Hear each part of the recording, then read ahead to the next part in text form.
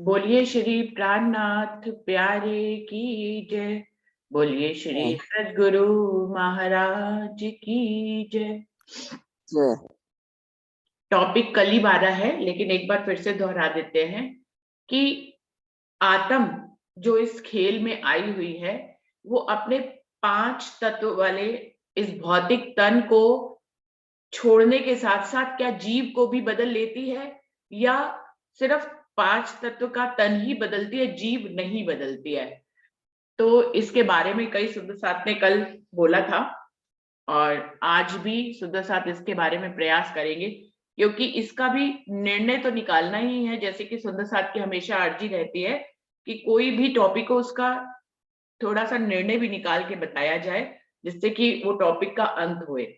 तो सुंदर साथ जी, मुकेश दीदी हैं क्या? मुकेश दीदी, आपको बुलाना चाहूंगी।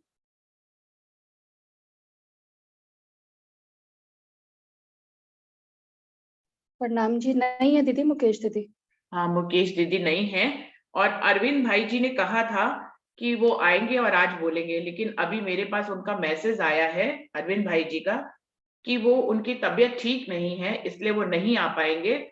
उन्होंने रात को 2 बजे बैठकर अपना मैसेज जो है वो टाइप कर दिया है और उन्होंने कहा है कि मेरा मैसेज जो है आप पढ़ दीजिए, सुंदर साथ सुन ले। तो मैं उनका मैसेज पढ़ती हूँ सुंदर साथ जी कि वो उन्होंने क्या कहा है इसमें।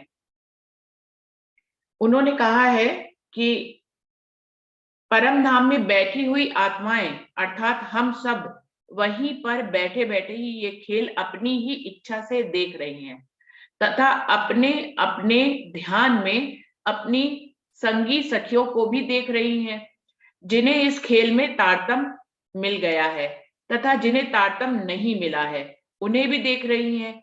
इस खेल में हम सब ध्यान में ही तन जीव बने हुए हैं तथा अपने आप को ही सब स्वर में देख रहे हैं, मतलब तन और जीव हम ही बने हुए हैं।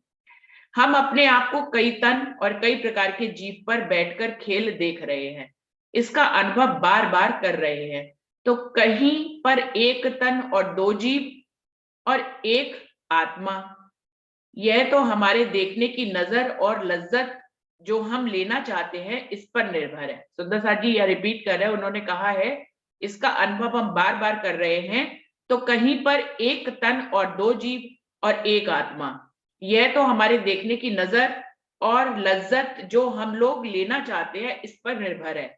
इसे बताने की बजाय हम पूरी तारतम वाणी तथा श्री बीतक साहब का अध्ययन करने से समझ सकते हैं, समझ में आ जाएगा। यही निवेदन है कि वाणी और बीतक ध्यान से पढ़कर लाभ ले। सुंदर साथ जी, परमधाम की सखियों को मेरा प्रणाम है। तो उन्होंने भी अपने संदेश में, जो सुंदर साथ को समझ में आया होगा, उन्होंने ये कहा है कि कुछ भी हो सकता है, एक एक तन दो जीव या दो तन एक जीव आत्म, इस तरह से भी हो सकता है। ये हर रूह की लज्जत लेने की चाहत पे निर्भर करता है कि वो अगर बार बार जीव बदल कर लज्जत लेना चाहती है तो वो जीव बदल लेती है, और अगर वो लज्जत एक जीव और एक तन में ही उसकी पूरी हो जाती है तो वो जीव नहीं भी बदलती है। मतलब उन्होंने ऐसा इसमें दर्शाया है। तो उनका संदेश मैंने पढ़ दिया और वो जल्दी ठीक हो जाए ऐसी हम लोग कामना करते हैं। अंशु, आप इस बारे में कुछ बताएंगे, बोलेंगे? दीदी मुकेश दीदी आ गई हैं। आ गई हैं। तो मुकेश दीदी, आप कुछ बताएं इस बारे में, इस विषय पे।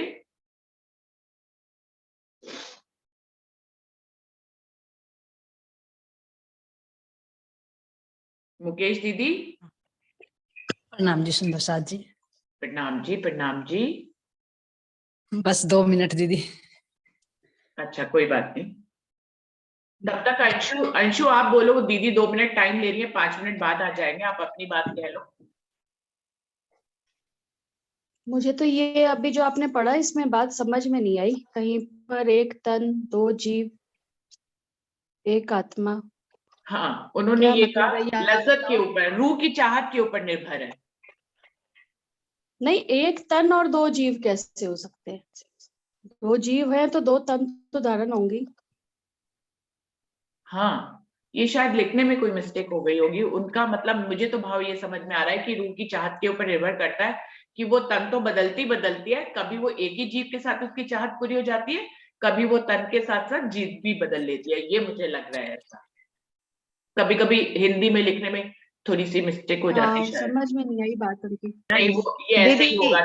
दीदी हेलो दीदी, वो हाँ ये जी, कहना चाहते हैं ना कि जब जीव निकलता है ना, हाँ जो तो वो आत्मा जीव को थोड़ी छोड़ती है, वो ही जीव को साथ में रख के दूसरे जीव पे दूसरे तन में बैठती है, उसका कहना ऐसा है।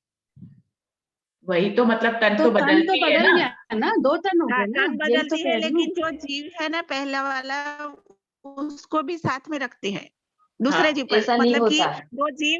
दो जीव एक आत्मा हुई, ऐसा है उसका कहना। हाँ हाँ, तो हम लोग समझ गए, जीव वो लिखने में मिस्टेक हुई है थोड़ी सी। दीदी 2 जीव कैसे हो सकते हैं एक ही आत्मा के? जीव तो एक ही होगा, चेतन तत्व तो अंदर एक ही होगा। हंसा बहन,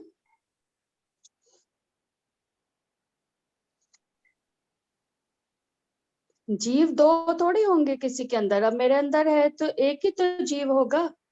प्रणाम जी सुंदर साथ जी। अंशु आप अपना विचार रखें, वो जब आएंगे उनसे उनकी बात क्लियर करवा लेंगे, है ना। आपके दिल में नहीं, वो क्या रुचि दीदी विचार पढ़ है? रही थी तो मैंने कहा वो आगे एक्सप्लेन कर रही है तो उन्हीं से क्लियर करे क्या कह रहे हैं, समझ में नहीं आ रही थी बात। हाँ, तो आप अपना विचार रखो ना, आपके दिल में क्या बात आती है, आपका आत्मा क्या गवाही देती है, वाणी के माध्यम से क्या आपको समझ में आती है बात। हमारी तो बात हमने कल दीदी करी थी कि जीव छोड़ के वो जीव तो अखंड मुक्ति को घुमट जीव में पहुंच जाता है, जिसने इतना आत्म का संग करा है अगर, तो उसको तो मुक्ति मिल ही जाती है। और दूसरा जीव धारण करके आत्मा आगे अपना खेल चला लेती है। और अगर ये भी डिपेंड करता है, अगर जीव की इच्छा है कुछ करने की या आत्म की इच्छा है तो वो आगे, जैसे राज्य का हुक्म। मुझे तो इतने समझ में आती नहीं बातें, जैसा राज्य चाहते हैं, जैसा जीव की चाहना आत्म की चाहना होती है, वैसा खेल चलता रहता है। हमें क्या करना है?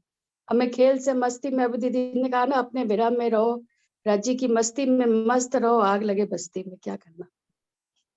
नहीं अंशु, ये आप मुझे अपने तो लिए इतने व्यक्तिगत ज्यादा कह मैं सकते हैं। उसमें सोचती नहीं हूँ, मुझे समझ में आती नहीं। हाँ, आप इतना ये क्या कह करना सकते है? हम हैं। अपनी अपनी मस्ती में खलल क्यों डाले इतना विचार ऐसे करके? ठीक है, जहाँ राज्य ने बिठा के दिखाना है खेल दिखाओ और घर चलो बस। देखो अंशु जी, विचार राज्य ने दिया है, अगर किसी भी सुंदर साथ के दिल में उपजाया है तो हम बात सब तो उसका मंथन करते हैं। ये भी एक वाणी का ही विषय है, ऐसा बात नहीं है कि इससे विरह में कोई खलल पड़ेगा, ऐसा नहीं है। विरह का समय तो अलग होता है, मंथन का नहीं, ये समय सब अलग मैटर तो होता है। मुझे लगता है ये राज्य का काम है। ये तो राज्य जाने कितने जीवों पे दिखाना है, कितने तनों को धारण कराना है, कब हमारे आत्म की उन्होंने फरामोशी मिटानी है। अब पढ़ा रहे वो आत्म फरामोशी से जागे का प्रकरण, तो हम तो बस उसमें ही है। अब जागृत करो आत्म को और ले चलो, सुख दो और चलो। नहीं, ये तो पता बात नहीं, मुझे इसका यहाँ। जवाब इतना आता नहीं दीदी, नहीं और कोई नहीं, सुंदर हाँ, आप तो साथ आप धनी में। ये करिए अंशु, एक आप ये मिनट। कह सकते हैं कि मुझे इसका जवाब नहीं आता या मेरे को इसकी हाँ, समझ मुझे नहीं। इतना आता नहीं, हाँ, इतना वही नहीं मैं हम कह रही यही हूँ, कह मैंने सकते हैं, इतना विचार लेकिन नहीं करा ऐसे इस बारे ऐसे में। मतलब हम टॉपिक तो लेंगे ही ना। हम हर टॉपिक को लेंगे जो सुंदर साथ, अगर राजी ने हमें ये जिम्मेदारी दिया हमारे ग्रुप को या हमारे उसको कि हम सुंदर साथ के टॉपिक्स को लेंगे और इस पे मंथन करेंगे, तो वो तो रहेगा ही उसमें। सुंदर साथ के दिलों में कोई बात है तो उसको जरूर हम लोग लेंगे। और बाकी ये तो सबकी अपनी पर्सनल है कि उसको विरह में रहना है, कि उसको प्रेम में रहना है, कि उसको मंथन करके कहीं आगे बढ़ना है। तो चलिए मुकेश दीदी आप आइए। अंशु एक बात मैं और भी कहूंगी कि अभी तो हमने कहा जेते दिन वजूद धनी रखना चाहे उतने दिन रहना ही है, तो फिर क्यों बार बार ये कहना कि बस चलो चलो है ना।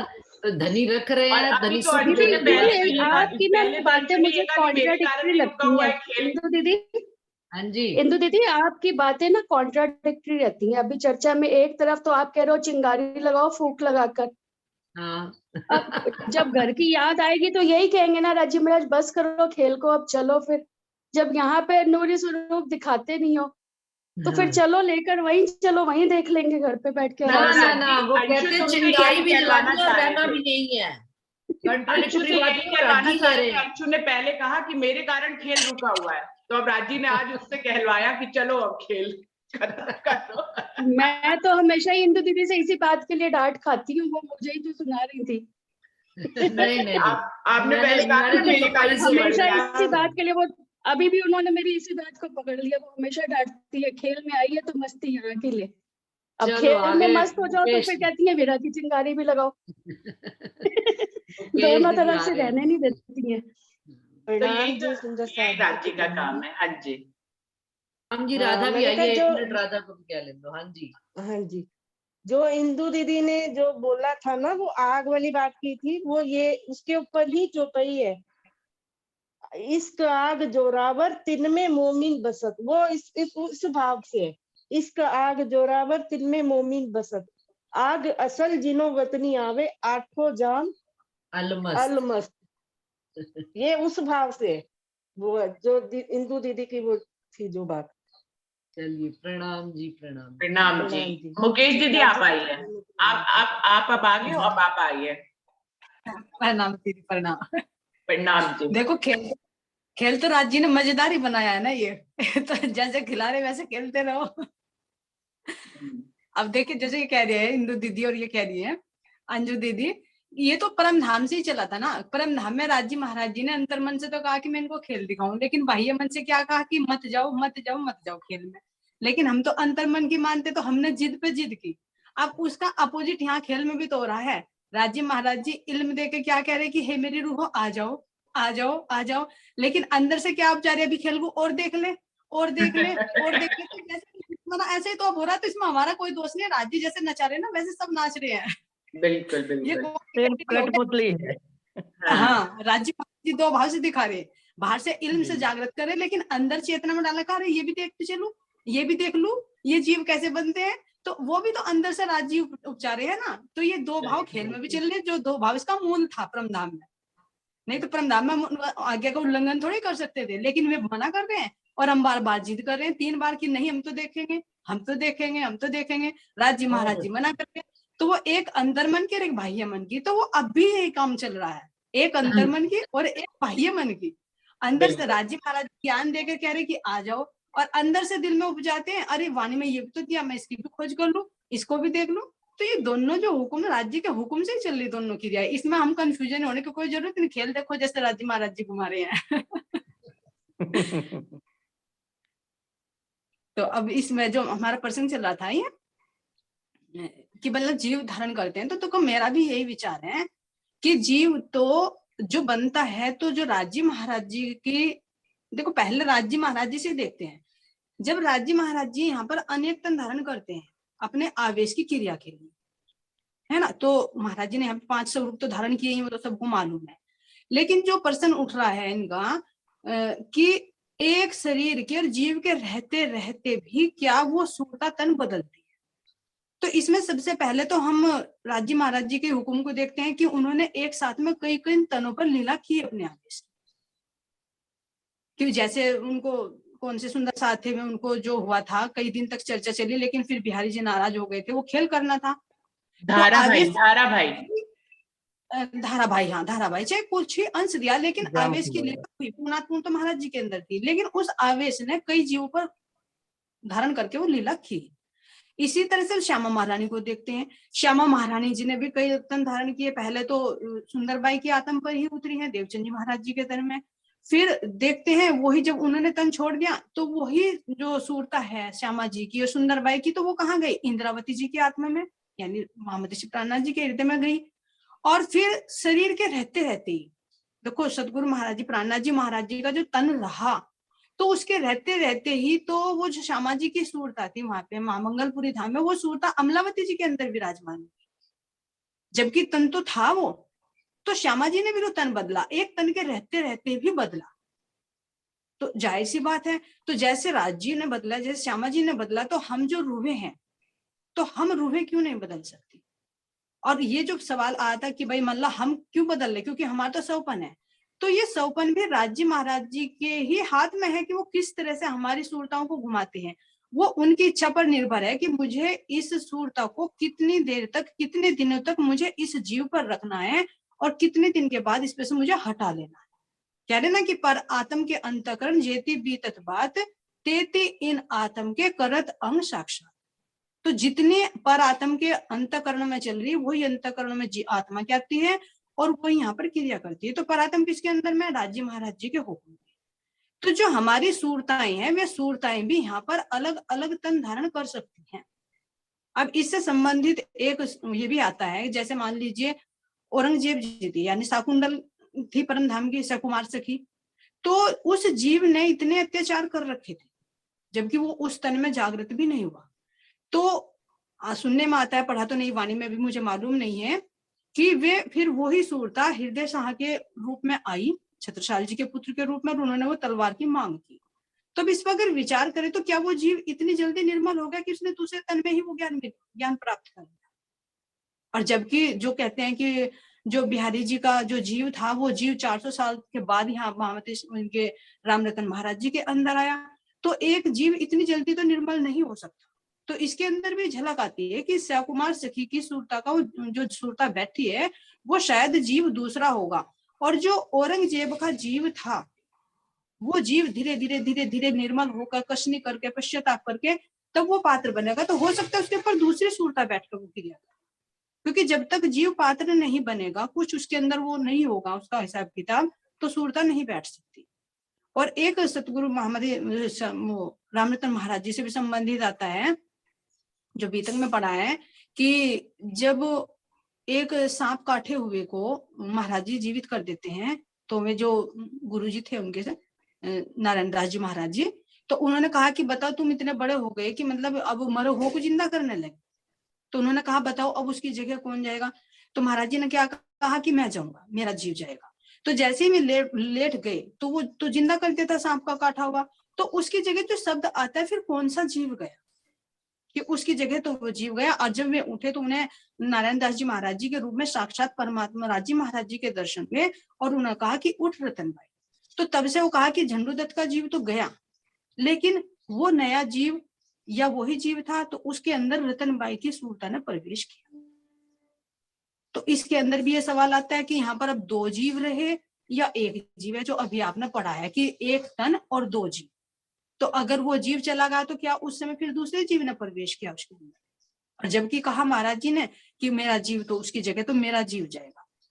तो इसमें थोड़े से ये भी आता है कि वास्तव में जीव तो एक ही रहेगा, क्योंकि वो जो लड़का मरा उसकी जगह जीव गया, और उस उत्तम जीव के ऊपर दूसरा जीव प्रवेश किया, और प्रवेश करने के बाद उसके ऊपर जो है रतनबाई की सूरता ने प्रवेश किया।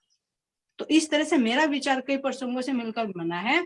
जैसे कल इंदु दीदी ने भी उनका अमलावती जी का दृष्टांत दिया कि वो तन इतनी जल्दी नहीं, मतलब वो जीव इतना तन धारण कर सकता है कि वे 16 वर्ष की हो गए, जबकि समय इतना नहीं व्यतीत हुआ।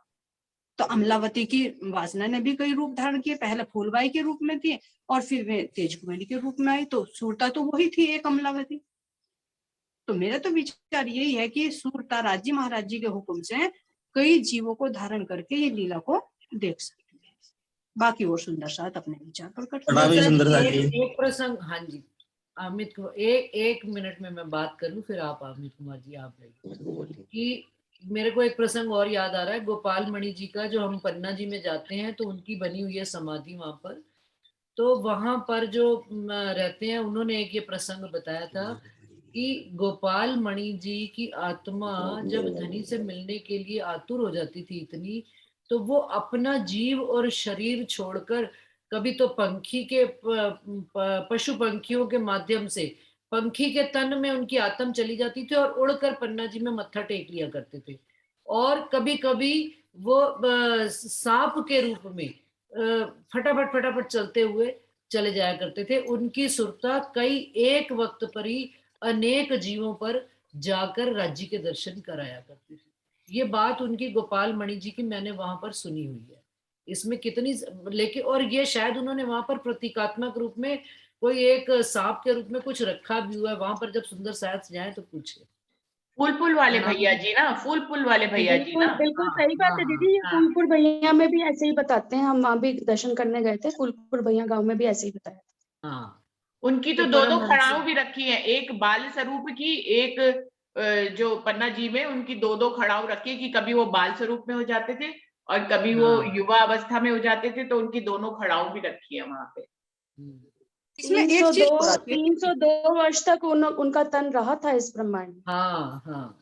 एक चीज और आती है, जैसे मान लो यहाँ पर भी योग साधना जो करते हैं तो उनका वर्णन भी आता है कि वे एक जीव, जैसे याज्ञवल्क्य शायद कौन से थे, गार्गी जी के पति थे शायद, उन्हें कोई ग्रस्त जीवन का वो नहीं था, वे वैरागी थे। हाँ, तो जब हाँ, उनसे पूछा गया कि मतलब तुम बताओ ग्रस्त जीवन का क्या अनुभव होता है, तो उन्होंने दूसरे जीव के ऊपर कुछ समय तक रहकर अपने शरीर को तो राजा समाहित के, कर दिया। हाँ हाँ जी, और उस शरीर राजा में के तन प्रवेश, पे। एक तन और दो जीव हुए ना, जब यहाँ योग साधना से हो सकते तो सूरता क्यों नहीं कर सकते। बिल्कुल।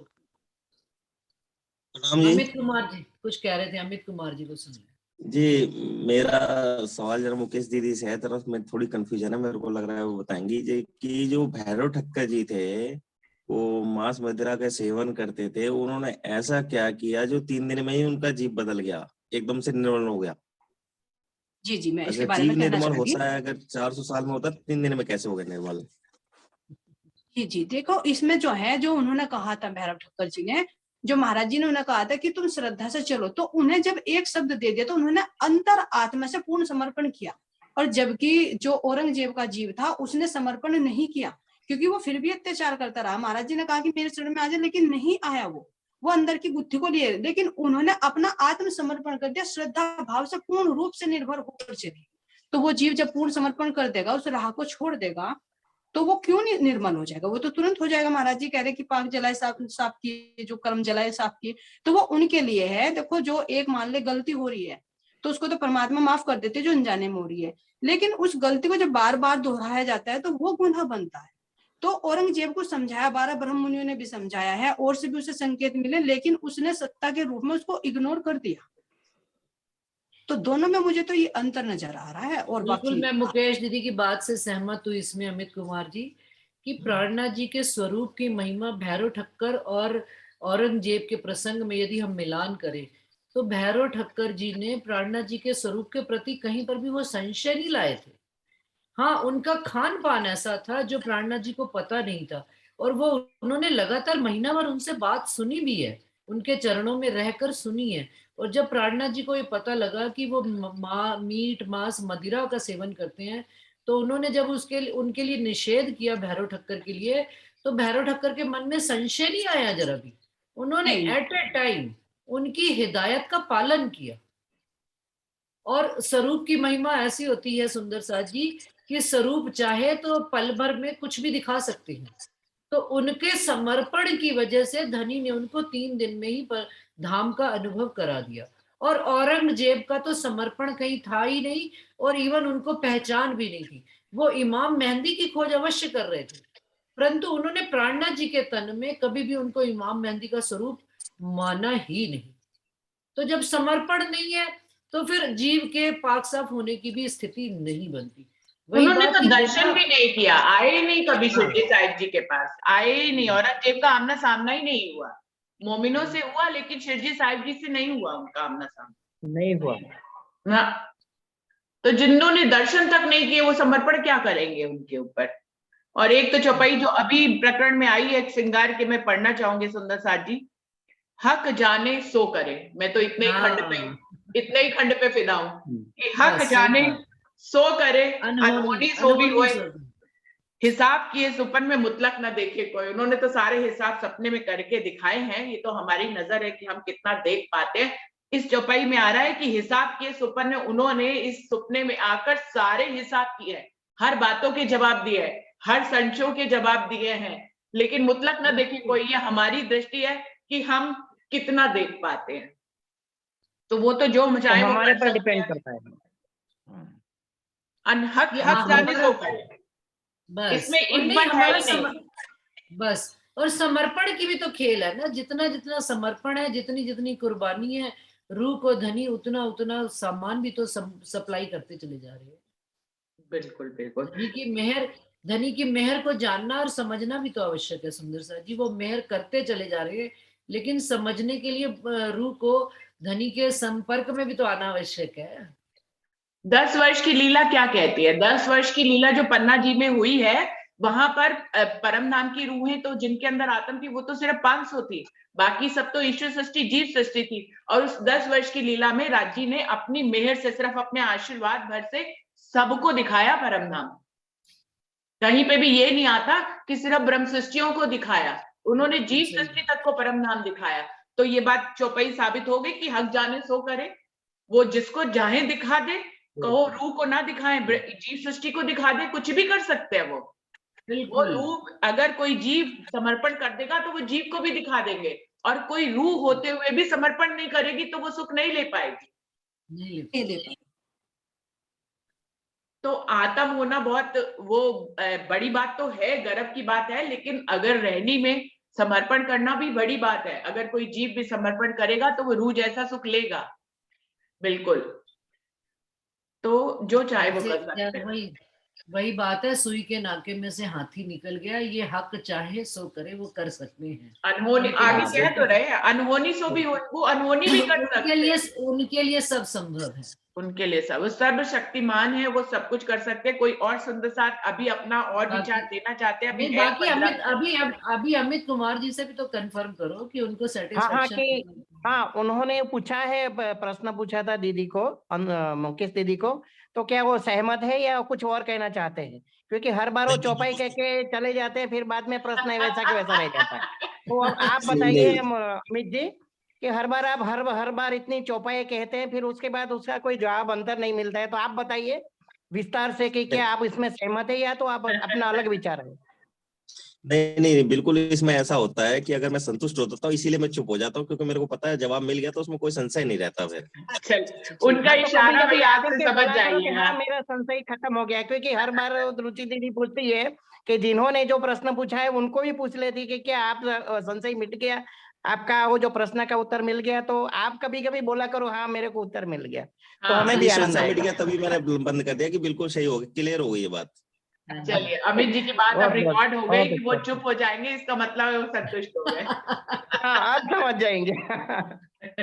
मौन स्वीकृति होती है, ये बात सही है। जी।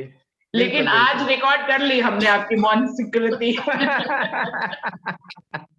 सही है, आज हमने रिकॉर्ड कर ली भाई।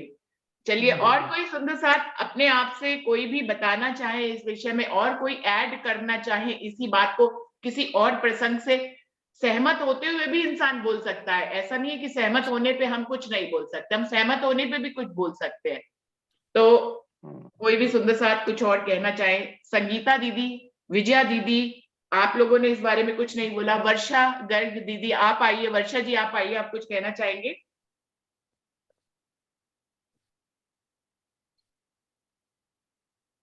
जैमिनी भी है कोई? जैमिनी नाम जी दीदी बस मैं तो बस आप लोगों के सुन के ही बोले रही हूँ, मेरे तो कुछ अलग से इस बारे में मतलब विचार नहीं है।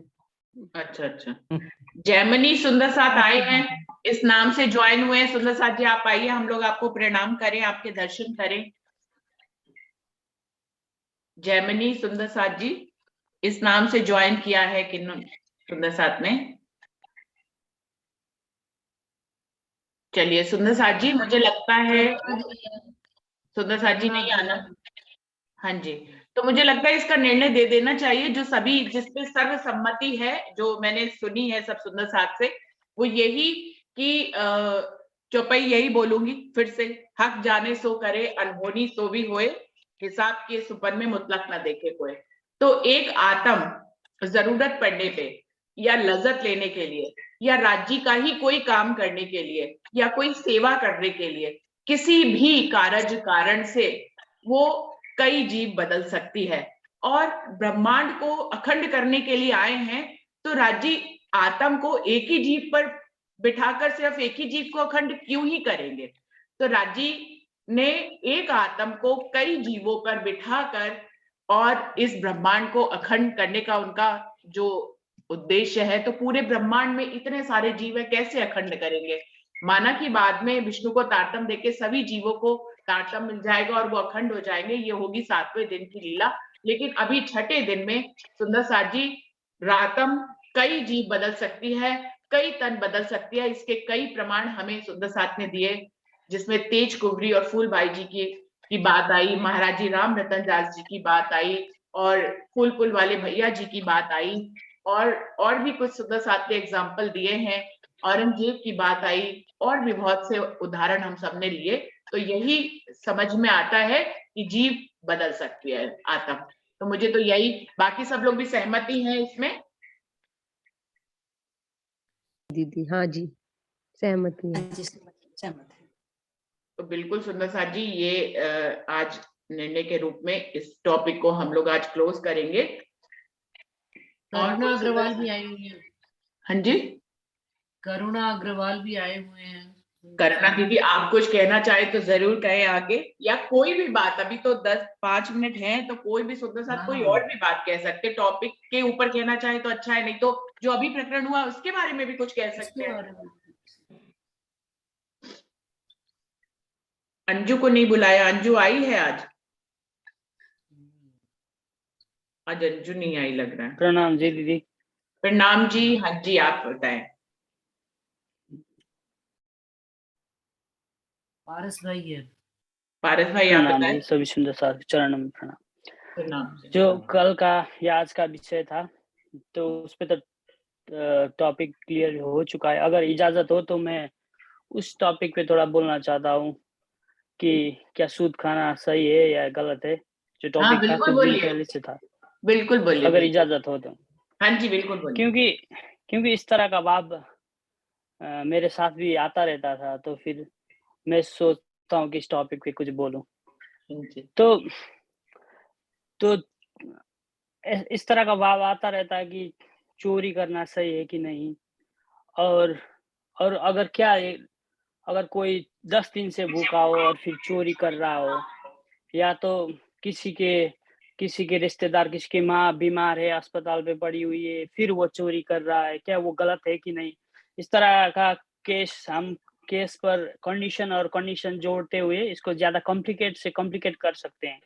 लेकिन मेरा विचार ये है कि जितना भी कॉम्प्लिकेटेड केस हो, सूद खाना ये ठीक है कि नहीं, वो ठीक है कि नहीं, जितना भी कॉम्प्लिकेटेड केस हो, इसका मेरे हिसाब से सिर्फ एक ही जवाब मिलता है। वो जवाब ये है कि God knows your intention before your action.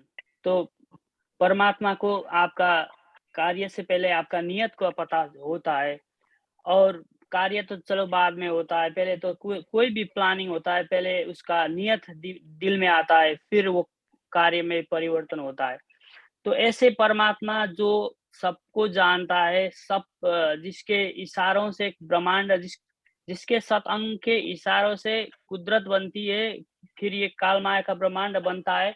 तो ऐसे परमात्मा को धनी न जायो किनको धूत्यो, जो कीजे अनेक दुतार। ऐसे परमात्मा को धोखा देना या ये तो पॉसिबल नहीं है। तो फिर हम सब जानते हैं कि ब्रजरास वाला जो कृष्ण है, वही स्वरूप जब अरब में आया तब वो रसूल कहलाया। तो मेरे दिल में ये जवाब आता है कि जब वो ब्रज में आए थे, बंसी बजाते थे, सारा ब्रज को नचाते थे, खुद संगीत के धुन में मग्न होते थे। फिर वही स्वरूप जब कुरान लेकर आया अरब में, उनने साफ इस्लाम में कह दिया कि म्यूजिक तो हराम है, म्यूजिक हलाल नहीं है, इस्लाम में म्यूजिक को हराम कहते हैं। तो फिर वही स्वरूप जब ब्रज में थे, वो कह रहे थे, वो तो खुद दुनिया को नचा रहे थे, यहाँ तक कि देवी देवता भी, फरिश्ते भी जो है आसमान के, वो भी उनके वंशी के धुन में नचते थे। ये भागवत की भी बात है। मतलब जब वही स्वरूप अरब में आए तो साफ कह दिया कि इस्लाम में म्यूजिक तो हराम है। तो यहाँ पर भी मैं वही बात जोड़ना चाहता हूँ कि जो लोग ब्रज में थे, जिस तरह के लोग थे, वही उसी तरह का लोग अरब में नहीं थे। तो बात अलग कंट्राडिक्टरी होने पर भी एक ही स्वरूप ने अलग अलग जगह में अलग अलग बात इसलिए किया क्योंकि वो अंदर का नियत जानते हैं कि अगर अरब में वो म्यूजिक को हलाल कर दिया जाए तो फिर वो ना जाने वो म्यूजिक को किस डायरेक्शन पे लेके जाएंगे। इसलिए अलग अलग जगह अलग अलग लोग होने पर मैं एक ही स्वरूप में। पारस भाई मैं आपको इंटरप्ट करूंगी 1 मिनट के लिए कि हाँ जी। आपने ये कहा कि उन्होंने हलाल कहा है, हराम कहा है म्यूजिक को। हाँ जी। लेकिन यदि हम देखें तो मुसलमान जितना म्यूजिक गाते हैं और जितना उनके उतना और कोई नहीं। हाँ वो बात तो कोई सही है, नहीं। लेकिन जो इस्लाम का एक रूल्स है ना, एक शरीयत है, शरीयत हाँ ने जी। साफ तौर पे मौसीकी को हराम कह दिया है। अच्छा। तो वही स्वरूप जब ब्रज में आए तो उन्होंने बंसी बजाया, सारा ब्रज को नचाया, म्यूजिक पे सबको नचाया। फिर वही स्वरूप जब अरब में आए तो उन्होंने जब एक शरीयत बनाया तो उन्होंने साफ तौर पे कह दिया कि मौसीकी हराम है। तो मेरा कहने का भाव ये है कि एक ही स्वरूप होने पर भी अलग अलग क्यों कहा?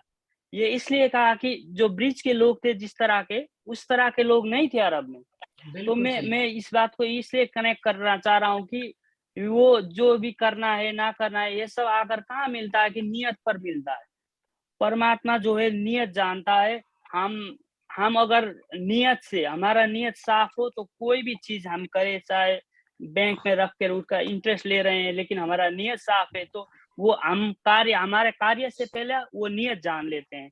तो फिर जैसे अभी देखें तो पॉलिटिशियन कितना मतलब एक गलत नियत लेके आम लोगों को किस तरह धोखा देते हैं। तो आम लोग जो सोजा जनता होते हैं वो धोखा खा जाते हैं, लेकिन पर इस तरह परमात्मा को धोखा देना मुश्किल ही नहीं, नामुमकिन है। क्योंकि परमात्मा को वो धनी ना, मैंने फिर चौपाई बोला, धनी ना जाए किनको धोते हो जो कीजिए अनेक धुतार। तो उनको धोखा देना मुश्किल नहीं, नामुमकिन है, क्योंकि वो हर किसी का नियत जानता है। तो फिर मैं इस बात पर उसको कनेक्ट करना चाह रहा था।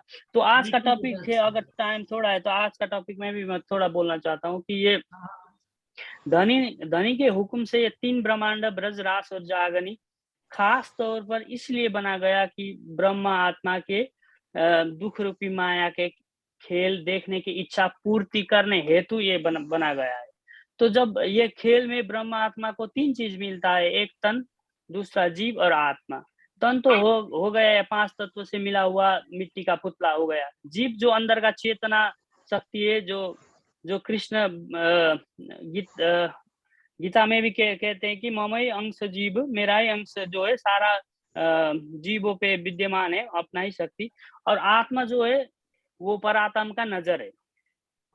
तो फिर अभी जीव जो है वो अपना कर्मों के हिसाब से चलता है और आत्मा कर्मों से और धर्म से परा है।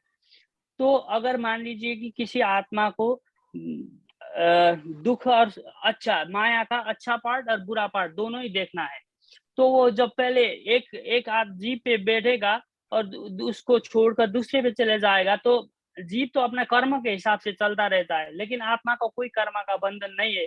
तो वो जरूरी अपना जीव चेंज कर सकता है और उसे करना ही पड़ेगा, क्योंकि वरना उसका जो इच्छा जो है वो अधूरा रह जाएगा। क्योंकि और मुझे लगता है कि ज्यादा से ज्यादा आत्मा का यही इच्छा है कि वो माया खेलने आए हैं तो हम परखें, और परखने के लिए अच्छा और बुरा पार्ट दोनों ही देखने से ही कुछ चीज की परख होती है। तो जो भी आत्माएं आए हैं ज्यादा से ज्यादा वो माया को परखना चाहते हैं, और परखने के लिए अच्छा और बुरा पार्ट दोनों ही देखना पड़ता है। और अगर अच्छा पार्ट देखने के लिए अच्छे जीव में वो उन्होंने खेल देख लिया आधा, तो वो जब दूसरे जीव में जाएंगे तो अच्छा जीव तो अपना कर्म के हिसाब से अच्छा ही वो करेगा। फिर जो राज्य का इच्छा है और ब्रह्म आत्मा का जो भी इच्छा है वो उसी जीव में कंटिन्यू करके वो पूरा नहीं होगा, क्योंकि वो एक पार्ट रहेगा, दूसरा पार्ट बाकी रहेगा। जिस तरह मार्कंडेय ऋषि ने कहा था कि मुझे माया भी देखना है और नारायण का चरण से दूर भी नहीं होना है, इसी तरह हमें माया का अच्छा पार्ट भी देखना है और बुरा पार्ट भी देखना है। जब दोनों पार्ट देखना है तो एक ही जीव से तो वो पॉसिबल नहीं होगा, क्योंकि जीव तो अपना कर्म के हिसाब से चलता है। तो मेरा भी यही भाव है कि जीव बदलना पड़ता है और बदलने से ही दोनों पार्ट देख सकते हैं। तो ये बिल्कुल पारस मैंने भाई के जल्दी साथ जल्दी एक बात मैं ऐड और करना चाहूंगी कि जो बात बहुत अच्छी इन्होंने कही है कि आत्मा जो है आसुरी प्रवृत्ति और सुर प्रवृत्ति दोनों तरह के ही जीवों पर गमन करेगी और दोनों तरीके की माया